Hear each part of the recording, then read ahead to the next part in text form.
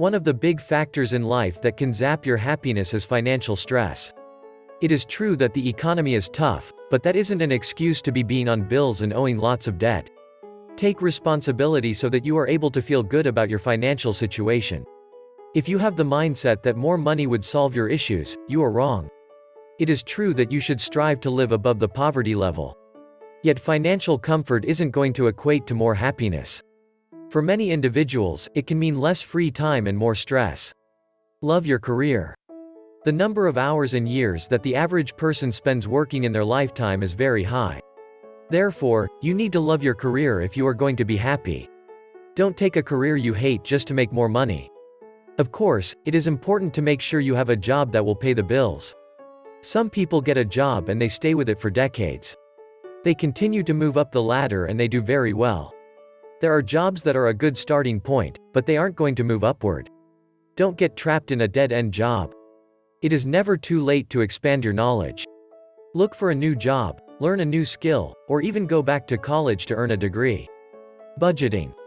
In order to get your finances under control, you need to take a good inventory of your spending. Make a list of all of your monthly bills. This should include rent, mortgage, car payments, public transport, insurance, utilities, groceries, medical supplies, medications and childcare. Next, make a list of all of your variable expenses. These are unsecured debt items that you can pay off. This should include credit cards, personal loans and revolving credit. Make a list of all of your income and compare it to your expenses.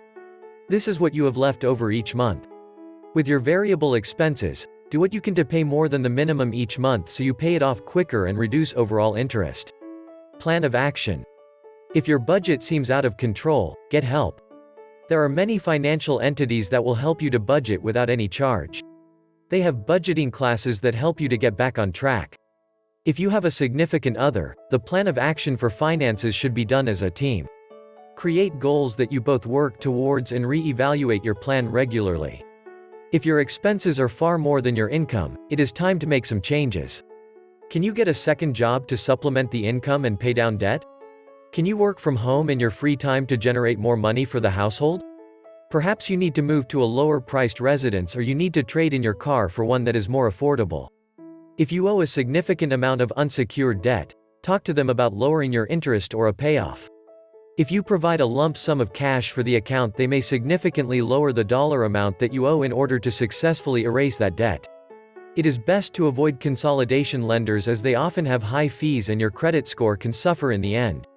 You also want to avoid filing bankruptcy unless it is absolutely necessary. Extras.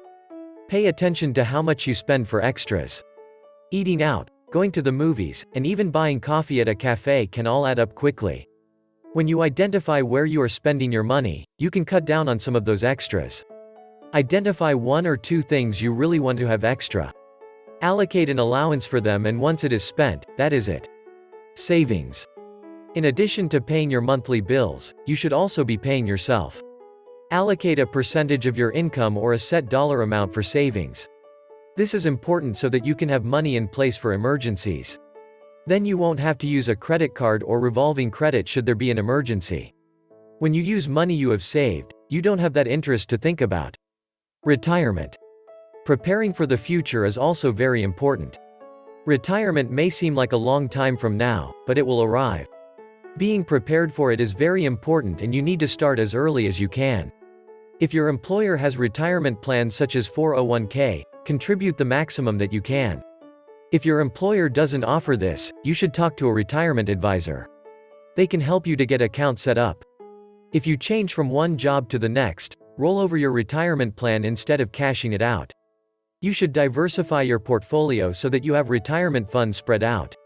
This will help you to avoid a huge loss should any certain investment not do very well. The level of risk you take with your retirement is also important to think about.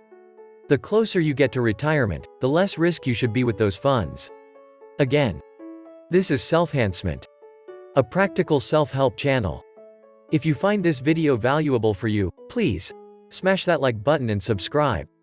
Thank you very much for watching. Have a great day.